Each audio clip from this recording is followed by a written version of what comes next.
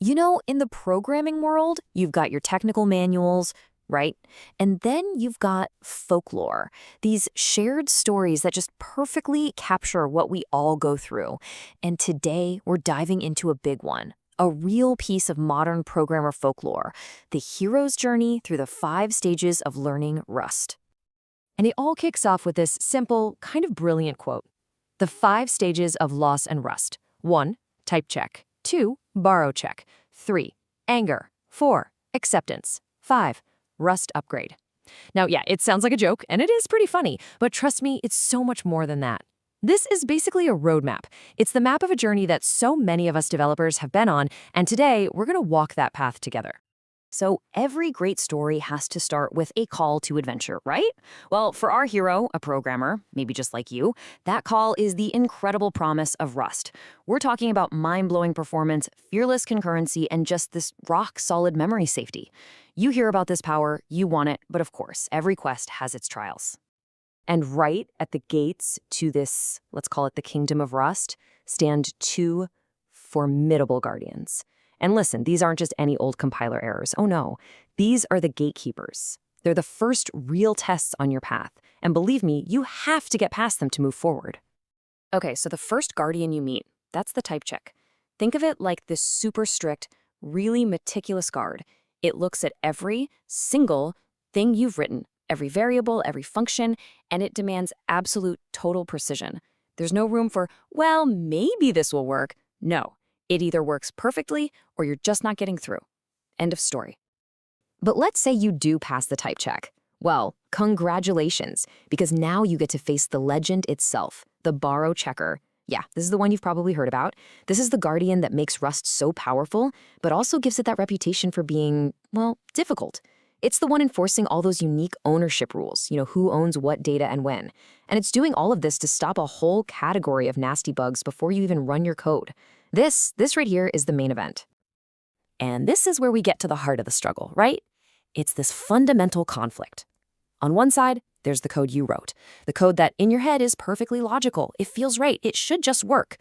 But then on the other side, there's the code the compiler will actually accept. And that gap between the two, man, it can feel like a huge, incredibly frustrating canyon you just can't cross. So after you've fought these 2 guardians, again and again and again, our hero hits a wall, a giant one. And this is the point where it stops being just a technical problem, It becomes personal. It's emotional. This is the lowest point of the journey. It's the abyss. It's where you really start to question, well, everything. And that brings us to stage 3, anger. Just pure, raw anger. I mean, you've been fighting so hard. You've been trying everything you can think of, and you are just stuck. The frustration is just boiling over. And let's be real, these are feelings every single person learning Rust goes through. You find yourself literally yelling at your monitor. This code should work. You start asking yourself, why am I even doing this? Is Rust even worth all this pain? You start missing your old language, right? Thinking, Python never did this to me. I'm just going to go back to what's easy. This is the crisis point. But for those who stick with it, for those who don't give up, something starts to change. The anger starts to fade away, and it's replaced by, well, curiosity. You see this little glimmer of light at the end of the tunnel. This, my friends, is the turning point. It's the moment of revelation that's about to change the entire game. And really, it all boils down to asking yourself one simple but incredibly powerful question. What if you've been looking at this whole thing completely backward? What if that compiler, that frustrating guardian you've been fighting tooth and nail, what if it's not your enemy? What if it's actually a guide?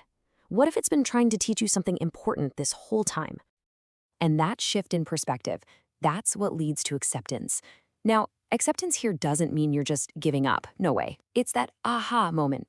It's when you finally stop fighting the compiler and you start listening. You actually read those error messages, which, by the way, are usually super helpful. You start to get the why behind all these strict rules. And that's when you see it. Rust safety isn't a bug. It's not an obstacle. It's the whole point. It's its most powerful feature. So that revelation, it builds and builds until you reach the final stage. And now you are not the same developer who started this journey. You emerge from that abyss totally transformed, way more powerful. You've done it. You've achieved the Rust upgrade. So what does this upgrade actually mean? Well, it's not just about learning a new syntax. It's a complete shift in how you think about writing code. You just naturally start writing safer, more robust programs. You're thinking way more deeply about performance, about memory. And that guardian you used to fight, that compiler is now your best friend, your most trusted partner, helping you build things you can be absolutely confident in. And here it is. This is the ultimate prize. This is the treasure the hero brings back from the quest.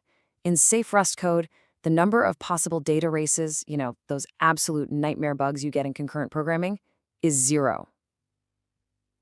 Let me say that again. Not close to 0, not almost never. 0. That guide, that compiler, was protecting you from that nightmare the entire time.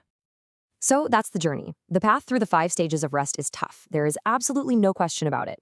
It'll take you from that initial excitement all the way down into deep frustration and then back up to a whole new level of understanding. So I'll leave you with this question to think about. Is a really difficult journey worth taking if it leads to such a powerful destination? I think for a whole lot of developers out there, the answer is a definite yes.